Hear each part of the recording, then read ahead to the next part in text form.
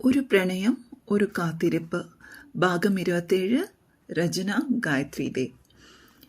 നിനക്കറിയില്ല, എനിക്കിപ്പോൾ നീ ഇല്ലാതെ പറ്റില്ല. ഈ ജീവിതകാലം മൊത്തം എനിക്ക് നിന്നെ വേണം. സൂര്യൻ്റെ വാക്കുകൾ കേട്ട് ഞെട്ടലോടെ ഗായത്രി അവനെ നോക്കി. സാറിൻ്റെ മനസ്സിൽ തന്നോട് ഇങ്ങനെയായിരുന്നു. അവളുടെ മുഖം അവൻ്റെ കൈക്കുമ്പിളിലാണ്. അവളുടെ നിറഞ്ഞൊഴുകുന്ന കണ്ണുകൾ അവൻ തുടച്ചു കൊടുത്തു. എന്തിനാ താനിങ്ങനെ വെറുതെ കരയുന്നേ? സർ, അവൾ വീണ്ടും വിതുമ്പി. എനിക്ക് സങ്കടം വന്നിട്ടാണ്. എൻ്റെ കുട്ടിക്ക് എന്തിനാണ് സങ്കടം? അവൻ അവളെ കൊഞ്ചിച്ചുകൊണ്ട് ചോദിച്ചു. സർ, സാറിന് എന്നെപ്പോലെ ഒരു ഓർഫൻ കുട്ടി ചേരില്ല. സാറിന് വേറെ നല്ല പെൺകുട്ടികളെ കിട്ടും, അവൾ അവനോട് പതുക്കെ പറഞ്ഞു. അത് നീയാണോ തീരുമാനിക്കുന്നത്? പെട്ടെന്ന് തന്നെ അവൻ്റെ മുഖം ദേഷ്യത്തിലായി. ഗായത്രി കുറച്ചു പേടിയോടെ അവനെ നോക്കി. സാറൊക്കെ വലിയ ഫാമിലിയിലാണ്. സാറിൻ്റെ ഫാമിലിക്കൊന്നും എന്നെ ആക്സെപ്റ്റ് ചെയ്യാൻ പറ്റില്ല. നിന്നോട് ആര് പറഞ്ഞു ഇത്? എനിക്കങ്ങനെ തോന്നുക. അവളുടെ നിഷ്കളങ്കമായ സംസാരം കേട്ട് അവൻ്റെ മുഖത്ത് പുഞ്ചിരി വിരിഞ്ഞു. അങ്ങനെ നിനക്ക് തോന്നിയതുപോലെ വിചാരിച്ചു വച്ചിട്ട് ഇരുന്ന് കരഞ്ഞാൽ മതിയല്ലോ അല്ലേ? തൻ്റെ മുഖം അടുക്കി പിടിച്ചിരിക്കുന്ന അവൻ്റെ കൈകൾ അവൾ പതുക്കെ മാറ്റി. അവൻ കുറുമ്പോടെ അവളെ നോക്കി. സാറിന് നല്ല ജോലിയുണ്ട്, പാരൻസും റിലേറ്റീവ്സും ഫാമിലി സ്റ്റാറ്റസും ഒക്കെ ഉണ്ട്. പക്ഷേ എനിക്കിതൊന്നുമില്ല. ഇപ്പോൾ സാറിന് എന്നോടുള്ള ഇഷ്ടമൊക്കെ കുറച്ചു കഴിഞ്ഞാൽ പോയി പോവും. എനിക്ക് മനസ്സിലായില്ല, അതെങ്ങനെ പോയി പോവുമെന്നാണ് നീ പറഞ്ഞത്? സൂര്യൻ അവളോട് ചോദിച്ചു. കുറച്ചു കഴിഞ്ഞാൽ ചിലപ്പോൾ സാറിന് ഒരു ബെറ്റർ ലൈഫ് കിട്ടുമായിരുന്നു എന്ന് തോന്നിയാലോ? വളരെ പതുക്കെയാണ് അവളുടെ സംശയങ്ങൾ പറയുന്നത്. അവളെല്ലാം ചോദിക്കട്ടെ എന്ന് സൂര്യൻ ചിന്തിച്ചു. എനിക്കങ്ങനെ ഒരു ബെറ്റർ ലൈഫ് വേണ്ടെങ്കിലോ? അവനത് പറഞ്ഞപ്പോൾ ആ കണ്ണീരിലും അവളുടെ കണ്ണുകൾ തിളങ്ങി. വേറെ നല്ല പെൺകുട്ടി വന്നാലോ? എനിക്ക് ഈ നല്ല പെൺകുട്ടിയെ മതിയെങ്കിലോ? അവൻ കുറുമ്പോടെ ചോദിച്ചു. എടി പൊട്ടിക്കാളി, നീ വിചാരിക്കും പോലെ കുറച്ചു കഴിഞ്ഞ് ഞാൻ നിന്നെ പറ്റിച്ചു പോകുകയൊന്നുമില്ല. നീ ഇങ്ങനെയാണോ എന്നെപ്പറ്റി വിചാരിച്ചു വച്ചിരിക്കുന്നത്? മെച്ചുവേർഡല്ലാത്ത കോളേജ് പിള്ളേരെ പോലെയാണോ നീ എന്നെ കണ്ടത്? അല്ലെന്ന് അവൾ തലയാട്ടി. അത് പോട്ടെ, നിനക്ക് എന്നോട് ഇഷ്ടമാണോ? എനിക്കതറിയില്ല സർ. പക്ഷേ സർ എന്നെ കെയർ ചെയ്യുന്നതൊക്കെ എനിക്ക് വലിയ ഇഷ്ടമാണ്, സന്തോഷമാണ്. അപ്പോൾ എനിക്ക് വേണ്ടപ്പെട്ട ആരോ ഉള്ളതുപോലെ ആണ്. എൻ്റെ കാര്യങ്ങൾ അന്വേഷിക്കാൻ, എന്നെ വഴക്ക് പറയാൻ, എന്നെ സപ്പോർട്ട് ചെയ്യാൻ ആരോ ഉള്ള പോലെ. ഇന്ന് സർ എന്നോട് മിണ്ടാതെ പോയപ്പോൾ എൻ്റെ നെഞ്ചു പൊട്ടുന്നത് പോലെ തോന്നി. അവൾ വീണ്ടും വിതുമ്പി. സൂര്യൻ കൗതുകത്തോടെ അവൾ പറയുന്നത് കേട്ടുകൊണ്ടിരിക്കുകയാണ്. ഏതാണ് ഇഷ്ടം, ഇതാണോ ഇഷ്ടം എന്നൊക്കെ ഞാൻ ആലോചിച്ചിട്ടുണ്ട്. എനിക്കത് പറയാൻ അറിയുന്നില്ല. നിസ്സഹായായി അവൾ അവനെ നോക്കി.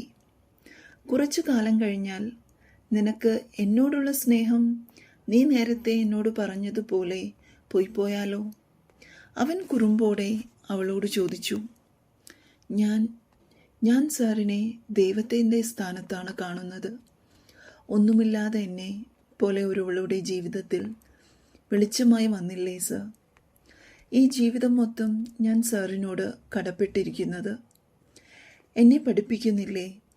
എന്നെ ഇഷ്ടമല്ലെങ്കിലും വേണ്ടില്ല, പക്ഷേ സാർ എനിക്ക് ദൈവമാണ്. അവൾ മുഖം പൊത്തി വിങ്ങിക്കരഞ്ഞു. ഗായത്രി, കരച്ചിൽ നിർത്തൂ. എനിക്കിങ്ങനെ താൻ കരയുന്നത് ഇഷ്ടമല്ല കേട്ടോ. അവൻ ഗൗരവത്തിലായി. അപ്പോൾ താൻ പറഞ്ഞു വരുന്നത് എന്നെ ഇഷ്ടമാണ് തനിക്ക്. പക്ഷേ ഈ കുഞ്ഞു തലയ്ക്കകത്ത് വേണ്ടാത്ത എല്ലാ കാര്യങ്ങളും നിറച്ചു വച്ചിട്ടുണ്ട്. അവൾ കണ്ണീരോടെ അവനെ നോക്കി. എനിക്ക് ചേരാത്തവളാണ് താനെന്ന് എനിക്ക് തോന്നുന്നില്ല. നിനക്ക് ബുദ്ധിയില്ലേ? പഠിക്കുന്ന കുട്ടിയല്ലേ താൻ? യഥാർത്ഥമായി സ്നേഹിക്കാൻ താൻ ഈ വിചാരിക്കുന്ന കാര്യങ്ങളൊന്നും വേണ്ട. രണ്ട് മനസ്സിൻ്റെ പൊരുത്തം മാത്രമാണ്. ഇപ്പോൾ സങ്കടം കുറച്ചു കുറഞ്ഞോ? അവൾ മൂളി. താൻ എന്തിനാ ഇന്ന് കരഞ്ഞോണ്ട് പോയത്? അത് സർ, ഈവനിങ്ങിൽ ജാനകി മാം ക്ലാസ്സിൽ വന്നപ്പോൾ ഞാനും എംടെക്കിലെ നീരജ് ചേട്ടനും ഒരുമിച്ച് ഇരിക്കുന്നത് കണ്ട് വഴക്ക് പറഞ്ഞതാ. അങ്ങനെ ആരെങ്കിലും വഴക്കു പറഞ്ഞാൽ കരഞ്ഞുകൊണ്ട് നിൽക്കുകയാണോ വേണ്ടത്? തൻ്റെ ഭാഗം ക്ലിയർ ചെയ്യാനുള്ള ഉത്തരവാദിത്തം തനിക്കില്ലേ? ഞാൻ പറഞ്ഞിട്ടൊന്നും മാം കേട്ടില്ല. മാമിന് എന്നോടെന്തോ ദേഷ്യമുള്ളതുപോലെ ആയിരുന്നു. അവൾ വിഷമത്തോടെ പറഞ്ഞു നിർത്തി. ഇങ്ങനെ പാവമായി നിന്നാൽ എല്ലാവരും തൻ്റെ തലയിൽ കയറും, ഓർത്തോണം. അവൾ തലയാട്ടി. പറയാനുള്ള കാര്യങ്ങൾ ആരാണെങ്കിലും അപ്പോൾ തന്നെ പറഞ്ഞോണം. ഗായത്രിക്ക് മനസ്സിലായോ? അവൾ തലയാട്ടി. തൻ്റെ മനസ്സിൽ ഒരു വിഷമവും വേണ്ട. തൻ്റെ സ്റ്റഡീസ് കഴിഞ്ഞാൽ ഞാൻ പിന്നെ തന്നെ ഹോസ്റ്റലിലൊന്നും നിർത്തില്ല. അതുവരേക്കും താൻ ഹോസ്റ്റലിൽ നിന്നേ മതിയാവൂ. തനിക്ക് മനസ്സിലായോ? പഠിക്കേണ്ട ടൈമിൽ തന്നെ ഞാൻ കൂടെ കൂട്ടിയാൽ സ്റ്റഡീസൊക്കെ കുളമായി പോവും. തന്നെ കയ്യിൽ കിട്ടിയാൽ എനിക്ക് പിന്നെ ക്ഷമിച്ചുകൊണ്ട് നിൽക്കാൻ പറ്റിയെന്ന് വരില്ല. അവനൊരു കള്ളച്ചിരിയോടെ അവളെ നോക്കി. പറഞ്ഞത് അവൾക്ക് മനസ്സിലായില്ല എന്ന് സൂര്യന് തോന്നി. അവൻ്റെ ഉള്ളിൽ ചിരിയൂറി. ഇപ്പോൾ തൻ്റെ മൈൻഡ് ക്ലിയർ ആയോ? അവൾ പതുക്കെ തലകുലുക്കി. ഓക്കെ ആയോ താൻ? ജാനകി പറഞ്ഞതൊന്നും താൻ കാര്യമാക്കേണ്ട. ഞാൻ മിണ്ടാതെ പോയി എന്ന് പറഞ്ഞ് താൻ എന്താ എന്നോട് വന്ന് ചോദിക്കാഞ്ഞേ? തനിക്കത് ചെയ്യാമായിരുന്നില്ലേ? വന്ന് സംസാരിക്കാതെ മനസ്സിൽ ഓരോന്ന് ആലോചിച്ചു കൂട്ടി സങ്കടപ്പെട്ടതിന് നിനക്ക് ഞാൻ നല്ല പണിഷ്മെൻറ്റ് തരുന്നുണ്ട്. സോറി, അവൾ പതുക്കെ പിറുപിറുത്തു. എന്ത് സങ്കടം വന്നാലും ആദ്യം നീ അത് എന്നോട് വന്ന് പറയണം, കേട്ടോ? ഒരു കുട്ടിക്ക് പറഞ്ഞു കൊടുക്കുന്നത് പോലെ അവൻ അവളോട് കാര്യങ്ങൾ സംസാരിച്ചു കൊണ്ടിരുന്നു. അവൾക്ക് വല്ലാതെ സമാധാനം തോന്നി. ഹൃദയം നിറഞ്ഞു തുളുമ്പുന്നുണ്ട്. സൂര്യൻ അവളുടെ 2 കൈയും പിടിച്ചെടുത്ത് അതിലേക്ക് ചുണ്ടമർത്തി. I love you. അവൻ പറഞ്ഞതും അവളുടെ കണ്ണുകൾ വീണ്ടും നിറഞ്ഞു. തന്നോട് സ്നേഹമാണ് എന്ന് പറഞ്ഞിരിക്കുന്നു. തന്നെ വേണമെന്ന് പറയാൻ ഒരാളായിരിക്കുന്നു. തനിക്ക് മാത്രം സ്വന്തമാവാൻ ഒരാൾ വന്നിരിക്കുന്നു. വീണ്ടും അവളുടെ കണ്ണ് നിറഞ്ഞത് കണ്ട് സൂര്യൻ കണ്ണുരുട്ടി. ഇങ്ങനെ ആയാൽ പറ്റില്ലല്ലോ. തനിക്കൊരു പണിഷ്മെൻറ്റിൻ്റെ കുറവുണ്ട്. അവൻ ഇരുന്നിടത്ത് നിന്ന് എഴുന്നേറ്റതും അവളും പിടഞ്ഞ് എഴുന്നേറ്റു. സൂര്യൻ്റെ തോളൊപ്പമേ അവളുള്ളൂ. അവൻ അവളുടെ തോളിൽ പിടിച്ച് തനിക്ക് അഭിമുഖമായി തിരിച്ചു നിർത്തി. എന്താടി പെണ്ണെ, പണിഷ്മെൻറ്റ് തരട്ടെ? അവൻ ഇങ്ങനെ തന്നെ പിടിച്ച് അഭിമുഖമായി നിർത്തുമെന്ന് അവൾ പ്രതീക്ഷിച്ചില്ല. സർ, അവൻ്റെ നോട്ടം അവളുടെ മുഖത്തൂടെ അലഞ്ഞു നടന്നു. നീണ്ട കരിമിഴികൾ, വീതിയുള്ള നെറ്റിത്തടവും വില്ലുപോലെയുള്ള കറുത്ത പുരികക്കൊടികളും വിറയ്ക്കുന്ന ചുവന്ന ചുണ്ടുകളും എല്ലാം അവൻ നോക്കിക്കണ്ടു. അവൻ്റെ കൈകൾ പതുക്കെ അവളുടെ ഇടുപ്പിൽ ചുറ്റി അവളുടെ ദേഹം തന്നോട് ചേർത്തു. ഗായത്രി മിഴിഞ്ഞ കണ്ണോടെ അവനെ നോക്കി.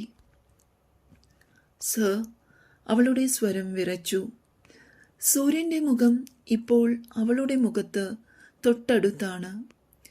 അവൻ്റെ ചൂടുള്ള നിശ്വാസം അവളുടെ മുഖത്ത് അറിയുന്നുണ്ട്. ആദ്യമായിട്ടാണ് ഇങ്ങനെ ഒരു അനുഭവം. അവളുടെ ദേഹം കുളിർന്നു വിറച്ചു. ആ വിറയൽ അവൻ്റെ കൈകളിൽ അവൻ അറിഞ്ഞു. അവളുടെ ദേഹത്തിൻ്റെ ഭാരം മുഴുവൻ ഇപ്പോൾ അവൻ്റെ കൈകളിലാണ്. പണിഷ്മെൻറ്റ് തരട്ടെ? അവളുടെ കാതിനടുത്ത് അവൻ്റെ ചോദ്യം കേട്ടു. ആളുടെ മുഖം തൻ്റെ മുഖത്ത് വളരെ അടുത്താണ് ഇരിക്കുന്നത്. വേണ്ടെന്നെന്ന പോലെ ഗായത്രി തലയാട്ടി. അത് പറ്റില്ല, എനിക്ക് ഇത് തന്നേ മതിയാവൂ, ഇല്ലെങ്കിൽ ശരിയാവില്ല. അവൻ കുസൃതിയോടെ പറഞ്ഞതും അടുത്ത നിമിഷം അവൻ്റെ ചുണ്ടുകൾ അവളുടെ ചുണ്ടുമായി അവൻ ചേർത്ത് വെച്ചു. വളരെ മൃദുലമായ അവളുടെ ചുണ്ടുകളിൽ അവൻ്റെ ചൂടുള്ള ചുംബനം പതിഞ്ഞപ്പോൾ ഗായത്രി ഞെട്ടിപ്പിടഞ്ഞ് അകന്നു മാറാൻ ശ്രമിച്ചു. പക്ഷേ അവൻ്റെ കൈകരുത്തിൽ നിന്ന് അവൾക്ക് അനങ്ങാൻ കഴിഞ്ഞില്ല. ഒരു ദീർഘമായ ചൂടുള്ള ഒരു ഉമ്മ കൊടുത്തിട്ട് അവൻ ചുണ്ടിൽ നിന്ന് അകന്നു മാറി അവളെ ചേർത്തു പിടിച്ചു. തൻ്റെ വലതു കൈ കൊണ്ട് അവളുടെ മുഖം പിടിച്ചുയർത്തി. ആകെ ചുവന്നു പോയിട്ടുണ്ട് ആ മുഖം. കണ്ണുകളും കലങ്ങി ചുവന്ന് ഈറനായി വരുന്നുണ്ട്. ഇഷ്ടപ്പെട്ടില്ലേ? അവൻ ആർദ്രമായി അവളോട് ചോദിച്ചു. അവൾ അവൻ്റെ മുഖത്തേക്ക് തന്നെ പകച്ചു നോക്കിയിരിക്കുകയാണ്. ഞാനല്ലേ, എൻ്റെ പെണ്ണല്ലേ നീ? എനിക്ക് ഒരുപാട് ഇഷ്ടം തോന്നി. അടക്കാൻ പറ്റാത്തത് കൊണ്ടല്ലേ ഞാൻ ഉമ്മ വെച്ചത്. അതിനാണോ കരയുന്നത്? അവളുടെ മുഖത്തേക്ക് വീണ മുടിയിഴകൾ മാടി ഒതുക്കിക്കൊണ്ട് അവൻ ചോദിച്ചു. ദേഷ്യമായോ എന്നോട്? ഇല്ലെന്ന പോലെ അവൾ തലയാട്ടി. പിന്നെ ഇഷ്ടമാണോ? ഇഷ്ടമാണ് എന്ന പോലെ അവൾ വീണ്ടും തലകുലുക്കി. അപ്പോൾ ഉമ്മ വെച്ചതും ഇഷ്ടായോ? ചുവന്നുപോയ തൻ്റെ മുഖം ഉടനെ അവൾ അവൻ്റെ നെഞ്ചിലേക്ക് പൂഴ്ത്തി. സൂര്യനും ഒരു നിമിഷം അമ്പരന്നു പോയി. പിന്നെ ഒരു ചെറുചിരിയോടെ അവളെ ചേർത്തു പിടിച്ച് നെഞ്ചിലേക്ക് അമർത്തി. തൻ്റെ 2 കൈകളും നെഞ്ചിൽ മടക്കി പിടിച്ചാണ് അവൾ അവൻ്റെ നെഞ്ചിലേക്ക് അമർന്നത്. അവൻ്റെ മുഖത്ത് വീണ്ടും ഒരു കള്ളച്ചിരി തെളിഞ്ഞു. നൊടിയിടയിൽ അവളുടെ 2 കൈകളും വിടർത്തി വച്ച് അവൻ അവളെ നെഞ്ചിലേക്ക് അണച്ചു പിടിച്ചു. തൻ്റെ മാറുകൾ അവൻ്റെ ഉറച്ച ദേഹത്ത് അമർന്നപ്പോൾ ഒരു വിദ്യുത് പ്രവാഹം ദേഹത്തൂടെ പാഞ്ഞു കയറിയത് അവൾ അറിഞ്ഞു. സൂര്യൻ്റെ അവസ്ഥയും മറിച്ചായിരുന്നില്ല. ഇത്ര സോഫ്റ്റ് ആയിട്ടുള്ള ഒരു സാധനം തൻ്റെ മേൽ അമർന്നത് അവനെയും വികാരത്തിലേറ്റി. അവൾ കുഴഞ്ഞു പോയിരിക്കുന്നു എന്ന് സൂര്യന് തോന്നി. ഭാരം മൊത്തം തൻ്റെ കൈകളിലാക്കി തൂങ്ങിപ്പിടിച്ചാണ് നിൽപ്പ്. ഇപ്പോഴും മുഖം കുനിച്ചപടിയാണ്. ലജ്ജയിൽ അവളുടെ മുഖം ചുവന്നും മിഴികൾ അടഞ്ഞും പോയിരുന്നു. ഇപ്പോൾ ഇത്രയും പണിഷ്മെൻ്റ് ഒക്കെ മതി. കൂടുതൽ തന്നാൽ താൻ താങ്ങില്ല. ബാക്കി ഞാൻ പിന്നെ തന്നോളാം. സൂര്യൻ്റെ അടക്കിയ ശബ്ദം അവളുടെ കാതിൽ കേട്ടു. തുടരും.